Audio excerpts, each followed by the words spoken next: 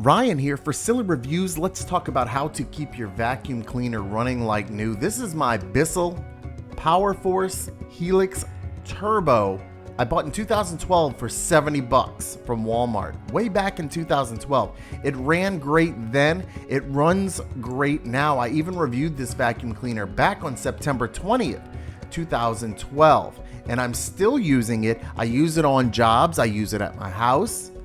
Look at this old footage, way back 2012. Was that even HD? Might have been 480p. Okay, worked really well. That's back when I had really thick carpet in a condo, in an apartment, okay? That review did well. They still sell this vacuum cleaner. It's had some modifications done to the way it looks, but I highly recommend it. It's bagless. It's got 3 filters you can clean, and that's what you need to do to keep your vacuum cleaner running well. Clean the filters on your vacuum cleaner. Maintain your appliances.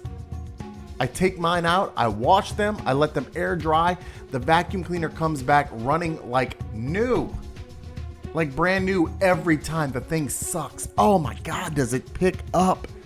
The suction power is incredible.